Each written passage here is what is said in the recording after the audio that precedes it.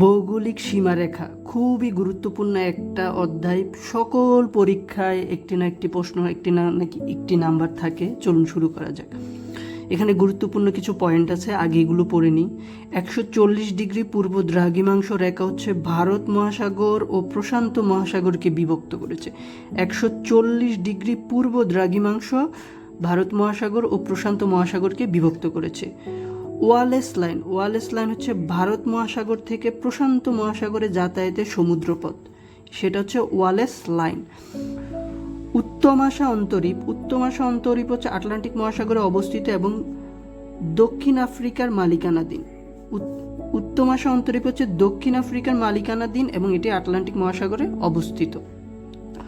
Horn অন্তরীপ হচ্ছে Atlantic ও প্রশান্ত মহাসাগরের সীমারেখা, খুবই গুরুত্বপূর্ণ, এটি খুবই গুরুত্বপূর্ণ। 66.5 খুবই গুরুত্বপূর্ণ। 66.5 ডিগ্রি উত্তর অক্ষরেখা হচ্ছে উত্তর মহাসাগর এবং আটলান্টিক সীমারেখা। 10 ডিগ্রি উত্তর অক্ষরেখা হচ্ছে ভারত মহাসাগর ও বঙ্গোপসাগরের বিভক্তকারী রেখা। 10 ডিগ্রি চ্যানেল, সেটা হচ্ছে ভারত সাগর থেকে বঙ্গোপসাগরের সমুদ্র স্রোত। চলুন এখন বিভিন্ন গুরুত্বপূর্ণ সীমারেখা যেগুলো থেকে বারবার আসে সেগুলো আলোচনা করি।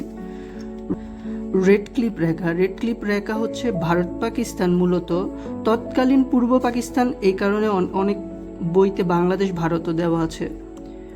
লাইন অফ কন্ট্রোল হচ্ছে ভারত এবং পাকিস্তান, ভারতের জম্মু কাশ্মীর এবং পাকিস্তানের হচ্ছে গিলবিট বালিস্তান, এই জায়গাগুলোও অনেক সময় অপশনে থাকে। ডুরাল্ড লাইন, এটা হচ্ছে পাকিস্তান এবং আফগানিস্তান, এটি অনেকবার এসেছে। ব্লু লাইন লেবানন এবং ইসরায়েল। সনোরা লাইন মেক্সিকো এবং যুক্তরাষ্ট্র, এটি অনেকবার এসেছে। ম্যানারহেইম লাইন রাশিয়া এবং ফিনল্যান্ড। মেজিনো লাইন, এটিও অনেকবার এসেছে।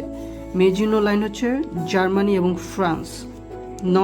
নর্দার্ন লিমিট লাইন বা 38 ডিগ্রি উত্তর অক্ষরেখা, এটি হচ্ছে দক্ষিণ কোরিয়া উত্তর কোরিয়া, এটি খুবই গুরুত্বপূর্ণ।